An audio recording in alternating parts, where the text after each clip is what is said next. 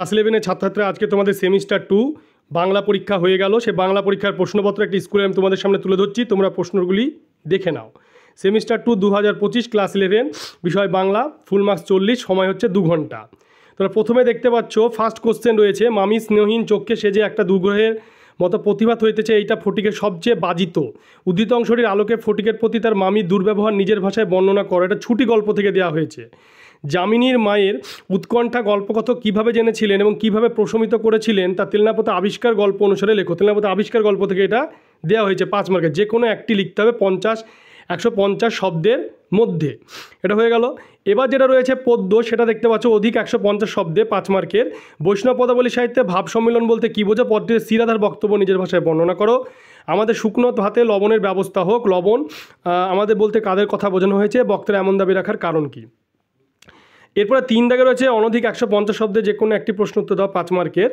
3.1 civic গার্ডের ব্যবহার ও অন্যান্য চরিত্রের প্রতিক্রিয়া আগুন নাটক অবলম্বনে আলোচনা করো। আগুন নাটক থেকে প্রশ্ন।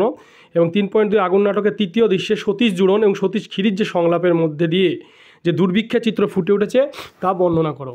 এটা হচ্ছে 5 মার্কের, যে কোনো একটি লিখতে হবে। এরপরে রয়েছে অনধিক 150 শব্দে যে কোনো দুটি প্রশ্ন উত্তর দাও। যে প্রবন্ধটা রয়েছে তোমাদের পঞ্চতন্ত্র, সেখান থেকে এটা দেওয়া হয়েছে। এক আরব পণ্ডিতের লেখাতে সমস্যার সমাধান পেলুম, যে কোনো দুটো লিখতে হবে। এমন সময় সপ্রমাণ হয়ে গেল কলকাতা আজব শহর, আমিও কিন্তু ব্যক্তিগত বিশ্বাস ওদের সব উত্তীর্ণ হয় অজরামর হয়ে রইবেন তার গানের জন্য।